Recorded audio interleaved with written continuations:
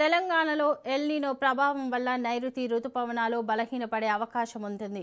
తెలంగాణలో ప్రధానంగా తక్కువ వర్షపాతం, అధిక ఉష్ణోగ్రతలు వ్యవసాయ నష్టం మరియు నీటి కొరత రూపంలో కనిపించే అవకాశం ఉంది. అందువల్ల నీటి సంరక్షణ, ప్రత్యామ్నాయ పంటల ఎంపిక, ముందస్తు వాతావరణ హెచ్చరికల ఆధారంగా వ్యవసాయ ప్రణాళికలు రూపొందించడం అత్యంత అవసరం. అంతేకాకుండా పంట మార్పిడి తప్పనిసరి అని శాస్త్రవేత్తలు మరియు అధికారులు తెలుపుతున్నారు. ఇదే అంశంపై ఆదిలాబాద్ జిల్లా కరెస్పాండెంట్ శ్రీనివాస్ మరిన్ని వివరాలు అందిస్తారు. తెలంగాణ రాష్ట్రంలో వర్ష ప్రభావం తక్కువ ఉండి వర్షాలు లేకపోతే ఇప్పుడు జూలై 2వ వారం నడుస్తున్నా కానీ వర్షాలు అనుకున్నంత పడకపోవడంతో రైతుల బాధలు అంత అంత వర్ణించకపోతున్నాం. ఎందుకంటే ఈ పాటికే వాళ్ళు విత్తనం పెట్టేసి మొలకెత్తే పరిస్థితి ఏర్పడ్డది. అయితే ఇది ఎల్ నినో ప్రభావం అని చెప్పేసి మనకు ఇక్కడ తెలుస్తుంది. మనం నిర్మల్ జిల్లా కింద జాప్రాపూర్ గ్రామంలో ఉన్నాం. మనతో పాటు వ్యవసాయ శాఖకు సంబంధించిన సైంటిస్ట్ ఉన్నాడు. వారిని అసలు వాతావరణ పరిస్థితి తెలుసుకున్నాం. చెప్పండి సార్, ఇప్పుడు ఈ వాతావరణ పరిస్థితులు. అందరికీ నమస్కారం అండి. నా పేరు రాహుల్ విశ్వకర్మ. మనకి తెలంగాణ రైతు విజ్ఞాన కేంద్రము, ప్రొఫెసర్ జయశంకర్ తెలంగాణ వ్యవసాయ విశ్వవిద్యాలయం. సో ప్రస్తుతం మనం చూసుకున్నప్పుడు ఈ యొక్క నిర్మల్ మా యొక్క జిల్లాలో చూసినప్పుడు వాతావరణ ప్రభావం చాలా తీవ్రంగా ఉంది. ప్రస్తుతం అందరూ కూడా దాదాపు సుమారుగా 70 నుంచి 80% వరకు కూడా మన వాళ్ళు ఈ తూకాలు పోసి నారుమడి దశలో వరి కూడా ఉన్నది. వర్షాల ప్రభావంతో మనకి ఏమవుతుందంటే అది ఎండిపోవటం, పసుపు రంగుగా మారటం, ఎదుగుదల కూడా సరిగ్గా పెరుగుదల లేకపోవడంతో రైతులు తీవ్రమైన అవస్థలో ఉన్నారు. సో దానికి తోడు మనకి ఇప్పుడు కాటన్ దాదాపుగా 30 రోజుల వ్యవధిలో ఉన్నది. సో అది కూడా 2 నుంచి 3 ఆకులు 4 ఆకులు మాత్రమే ఉన్నది.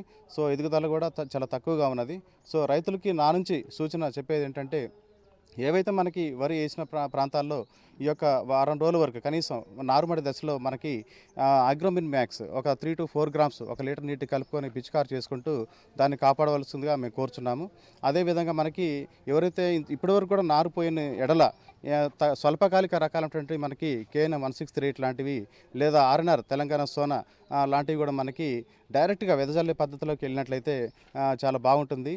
దాంతోపాటుగా మనకి ఈ యొక్క రెయిన్ఫెడ్ క్రాప్స్ అనేటువంటి జొన్న, మనకి ఏదైతే సజ్జ, మినుము ఇలాంటివి కూడా మనకి తక్కువ వర్షపాతానికి అవి ఎదుగుదల ఎక్కువగా ఉంటుంది. కాబట్టి వాటిని కూడా ఎక్కడైతే మీరు సాగుదల లేదో ఆ ప్రాంతాల్లో మీరు ఇవి ఎంచుకోవాల్సిందిగా కోరుచున్నాను. దాంతోపాటు మనకి ఈ యొక్క మొక్కజొన్న కూడా మనకి తీవ్రమైన ప్రభావం ఉంది. కాబట్టి ఎక్కడైతే నీటి వసతి ఉన్నటువంటి ప్రాంతాల్లో మనకి ఈ యొక్క డ్రిప్ సిస్టంతో ఒకసారి తడులు ఇవ్వాల్సిందిగా మేము కోరుచున్నాము.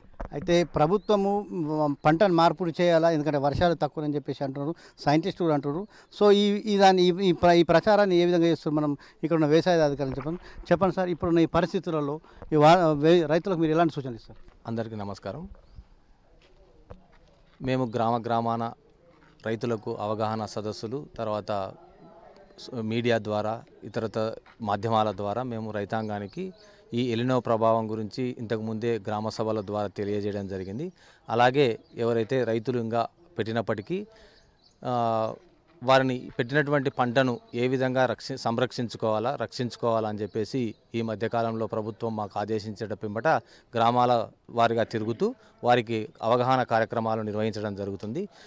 ఇప్పుడు ఉన్నటువంటి ప్రధానమైనటువంటి పంటలలో మనకు పత్తి, సోయాబీన్, మొక్కజొన్న బాగా ఈ నిర్మల్ ప్రాంతంలో వేయడం జరిగింది. అలాంటి పంటలను మనం ఏ విధంగా సేవ్ చేసుకోవాలా, ఉన్నటువంటి పంటలను మంచి ఎదుగుదలకు ఏ విధంగా ఉపయోగపడాలా అని చెప్పేసి మేము రైతాంగానికి సూచనలు, సలహాలు ఇవ్వడం జరుగుతుంది. దాంట్లో భాగంగా నత్రజని ఎరువులను కొంచెం తగ్గించుకుంటూ ఏదైతే 1% కాంబినేషన్లో పొటాషియం నైట్రేటు 319 ఇవి స్ప్రే ద్వారా చేసి వడిలిపోతున్నటువంటి పంటలను కాపాడుకునే విధంగా రైతాంగానికి సూచనలు, సలహాలు ఇవ్వడం జరుగుతుంది. వర్షాలు అయితే లేవు, డ్యాములు నిండే పరిస్థితి అయితే కనిపిస్తలేదు. కాబట్టి పంటను కూడా మారుస్తారా తేడా అనేది మనకైతే ఇంకా స్పష్టంగా అయితే మనకు కలుస్తుంది. ఎందుకంటే ఇక్కడ రైతులకు వరి పంట, పత్తి పంటనే అలవాటు ఉంది. కాబట్టి ఈ పంట పండుతలేదని వాళ్ళకు భయానికి ఉన్నది. ఆ భయాన్ని పోగొట్టే పరిస్థితి ప్రభుత్వం ఏర్పాటు చేయాల్సిన పరిస్థితి మనకు వచ్చింది. ఇది ఇక్కడ ఉన్న పరిస్థితి. కెమెరామెన్ సురేష్, శ్రీనివాస్, రాజ్ న్యూస్, జాప్రాపూర్ వ్యవసాయ క్షేత్రం నుండి.